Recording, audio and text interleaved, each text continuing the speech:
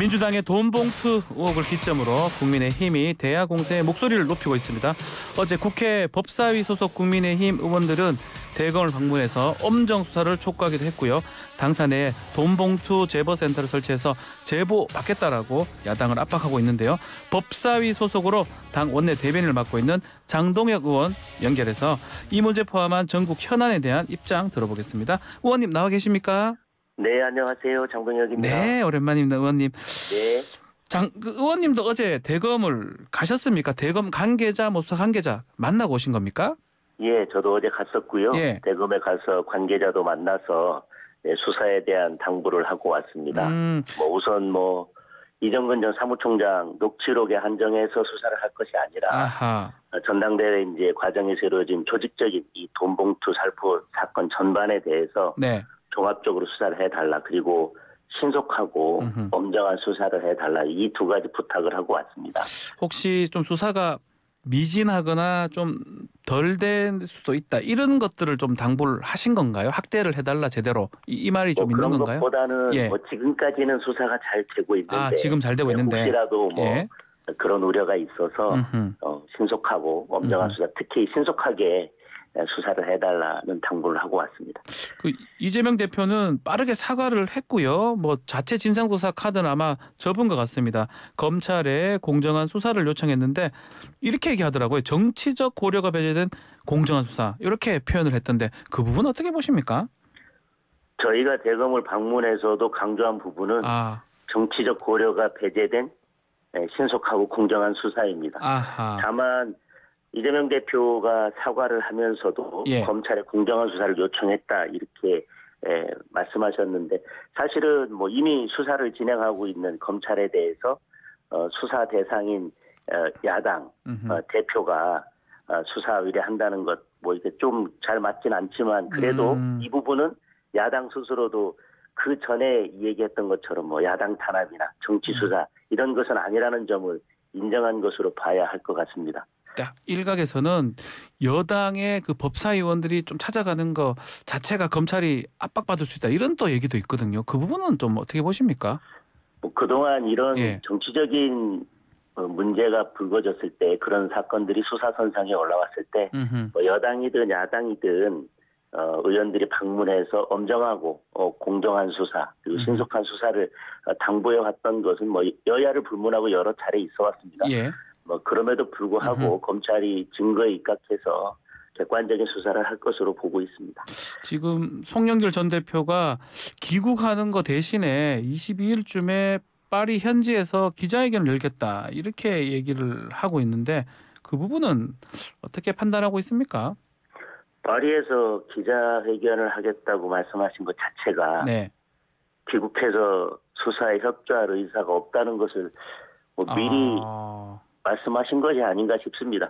예. 기자회견을 굳이 22일로 잡아서 파리에서 하실 것은 아니고 지금 당장이라도 귀국해서 수사를 받는 게 본인 전당대회에서 이런 문제가 불거져서 수사를 받고 있는 다른 분들을 위한 정치적인 도의적인 책임이고 더군다나 본인은 관여되지 않았다라고 이렇게 무죄를 주장한다면 예. 더더군다나 들어와서 신속하게 수사에 임해서 여러 가지 의혹들을 풀어야 된다고 생각합니다. 지금 송영 전 대표는 이정근 부총장의 개인적 일탈이다. 그리고 민주당 의원들도 송 전 대표는 몰랐을 수도 있다. 이렇게 얘기하고 있지만 그럴수록 더 조사받으러 와야 된다. 이렇게 말씀하시는 거네요. 예, 그렇습니다. 억울하고 본인은 결백하다면 네. 오히려 들어와서 수사를 받고 수사 결과는 무혐의든 전혀 혐의가 없는 것으로 드러났지만 예. 어쨌든 그 과정에서 내 전당대회 과정에서 이런 문제가 불거졌고 내가 그것을 제대로 관리 감독하지 못했기 때문에 본인이 당선됐기 때문에 예. 정치적인 책임을 지겠다. 이렇게 하는 것이 제1당의 당대표를 지냈던 정치인의 모습이라고 생각하고 네. 그것이 지도자의 모습이 아닐까 합니다. 지금 국민의힘에서는 좀 이재명 대표하고 송 전 대표하고 좀 고리를 의심하는 것 같긴 한데 혹시 이거 관련해서는 좀 근거가 있을까요? 이것이 객관적인 근거라기보다는 사실 이심 송심이라고 하는 예전에 예전에 예. 그 송영길 대표의 그 전당대회 대표가 됐던 전당대회에서도 이재명 대표가 당시는 이제 경기도지사였죠. 예. 송영길 후보를 지원한다는 소문이 이제 있었고요. 네. 또 이재명 대표 경선 당시에는 또 송영길 당시 대표가 이재명 대표를 도우면서 그때 이제 이심송심이라는 논란이 있었지 않았습니까? 예. 그래서 뭐 그런 연결고리가 있는데 또 더더군다나 지방선거 때 송영길 대표가 인천 계양을 의원이었었는데 그때 이제 그 서울시장에 출마하고 그리고 이제 서울시장 선거에서 패하자 그 자리를 이재명 대표에게 또 물려주고 그래서 결국은 이재명 대표가 지금 국회에 입성해서 당대표가 되면서 예. 뭐 사법리스크에 대한 방탄 의혹이 있고 이런 여러 과정들을 보면 이재명 대표와 송영길 대표의 뭔가 연결고리가 있는 게 아니냐 그렇게 이제 의심을 하는 것입니다. 일단 지금 의심의 차원이네요. 보면. 그렇습니다. 예. 네. 이 돈봉투 제보센터 설치했다라고 하는데 이게 좀 사실 아이디어 차원인지 뭔가 이게 좀 성과가 난다고 좀 생각하는 건지 이게 민주당 내의 의혹을 국민의힘 가서 제보해달라 이거잖아요. 이게 좀 예. 쉽지 않을 것 같기도 하고요. 예.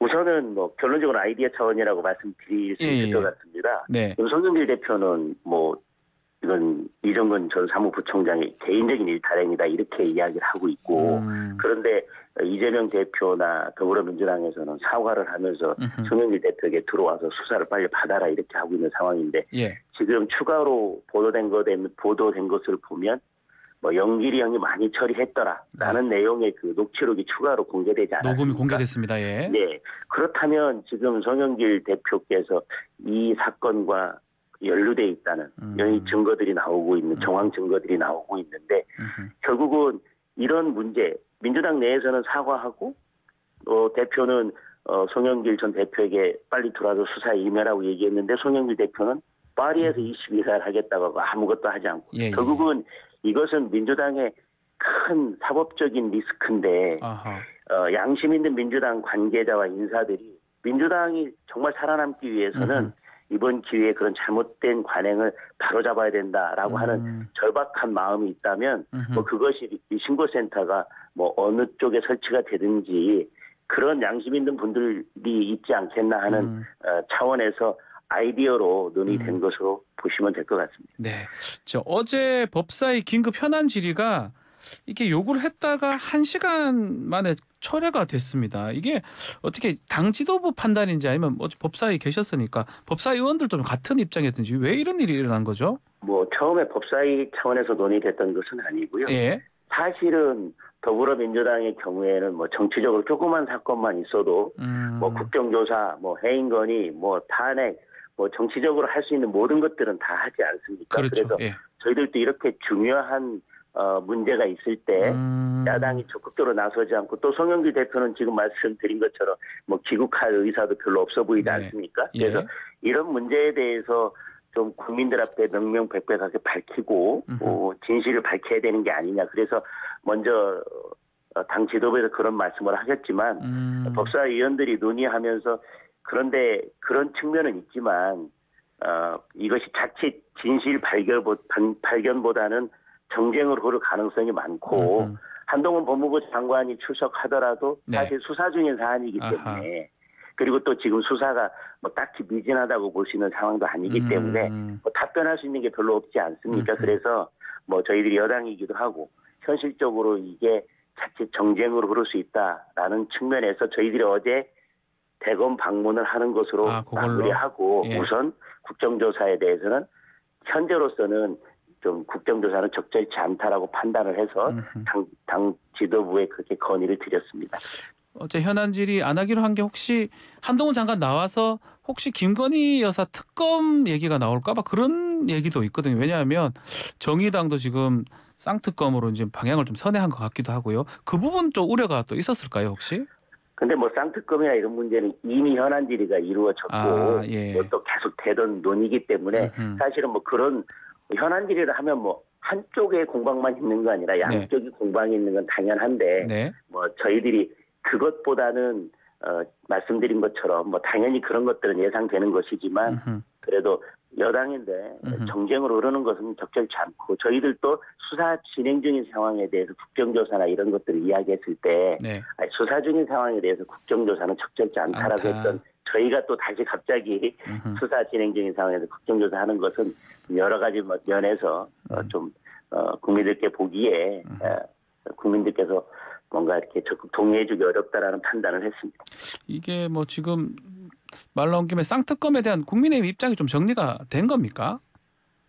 짱특검에 대해서 예. 저희들은 50억 클럽에 대해서는 이것을 뭐 대장동 사건이나 다른 사건으로 무한정 확대하는 수사 대상, 수사 범위 네. 그렇게 규정되어 있는 특검은 바람직하지 않다. 문제가 됐던 50억 클럽에 한정해서 그리고 특검도 객관적인 추천 절차에 의해서 임명해야 된다라는 입장이고요. 네. 다만 김건희 여사 특검에 대해서는 이미 문재인 정부 검찰이 박범계 장관 시절이나 그 전부터 이 사건에서는 충분히 수사가 이루어졌다.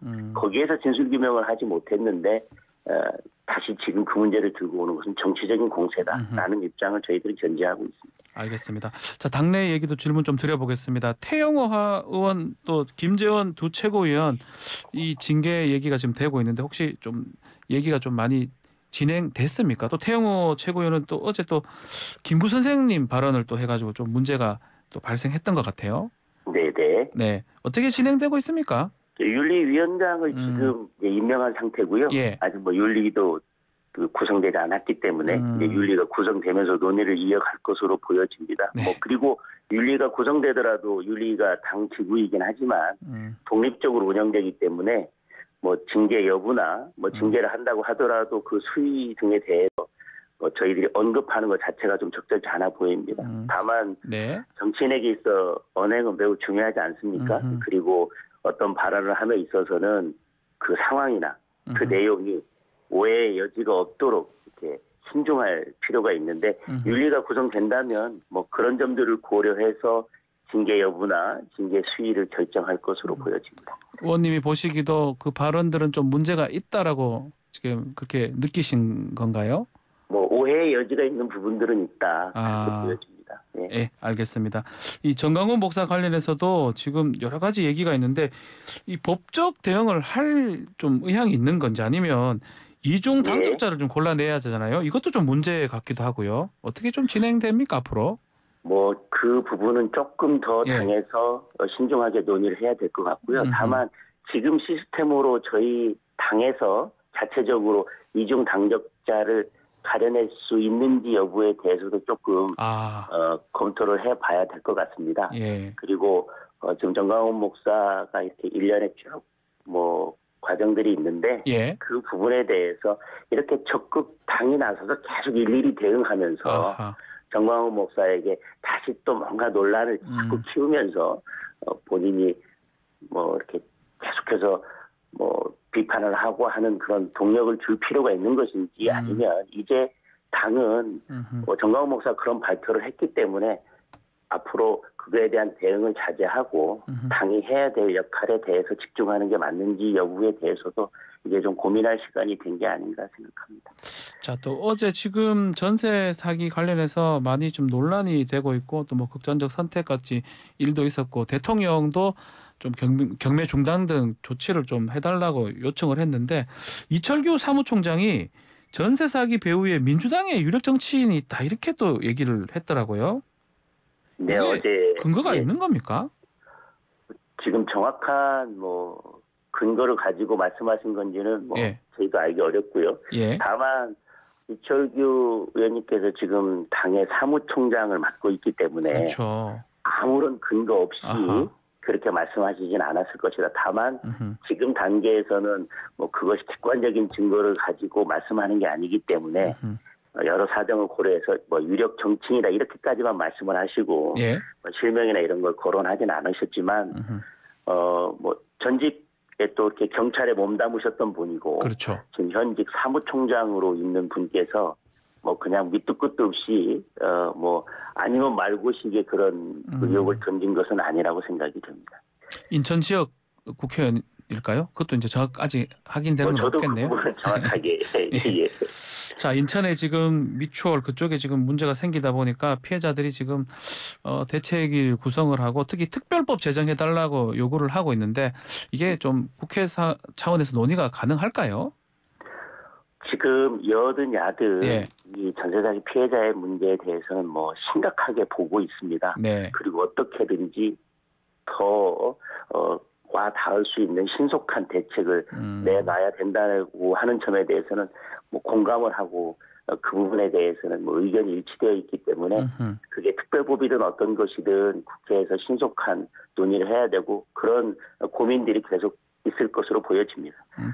자, 그제인데요. 국회 교육위에서 지금 뭐 학자금 대출에 대해서 무이자 혜택 받을 수 있는 취업 후 학자금 상환 특별법 개정안.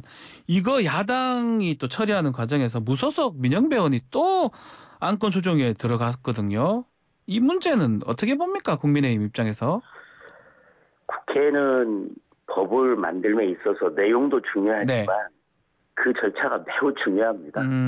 특히 의회 민주주의에 있어서 그 다수결의 원칙 그리고 소수자 보호 이 두 가지는 결국은 절차에 관한 문제인데 예. 사실 그런 절차들이 무시가 되면 사실 의회 민주주의는 형해화되고 의회 민주주의는 결국 사실 파괴되는 겁니다. 그런데 검수완박법에 관한 헌재 결정에서 네. 뭐 이미 법이 시행되고 있기 때문에 그랬는지 모르겠지만 5대 4로 법 자체는 유효하지만 그렇죠. 또 5대 4로 야당 의원들의 표결권을 심각하게 침해한 것이다라고 권한 침해 사실은 인정했거든요. 맞습니다. 예. 그럼에도 불구하고 민주당이 계속 이와 같이 정치적 견해 대립이 심해서 안건 조정위까지 구성된 사안에서 계속 안건 조정위원회를 형해화시키는 것은 이것은 정말 자제되어야 되고 네. 이러한 그 입법 폭주는 저는 멈춰야 된다고 생각합니다. 그리고 사실은 이 취업 후 학자금 상환 특별법 그 내용에 대해서는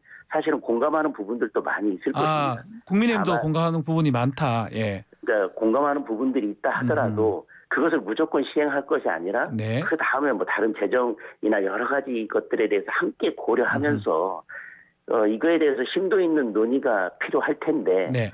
뭐 이런 일이 있을 때마다 그런 부분에 대해서 좀 심도 있게 논의하고 서로 뭐 이렇게 좀 꼼꼼한 대책들을 세우면서 네. 법을 통과시키자고 할 때마다 이렇게 안건 조정위를 무력화시키면서 입법 절차를 무시해 가면서 하는 것들은 문제가 있다고 생각이 되고 네. 그래서 저희들이 얼마 전에 방송법에 대해서도 네. 권한쟁의 심판을 하지 않았습니까? 알겠습니다. 네. 자, 오늘 시간이 다 돼서 말씀 여기까지 듣겠습니다. 감사합니다. 네, 감사합니다. 네, 장동혁 국민의힘 의원과 함께 했습니다.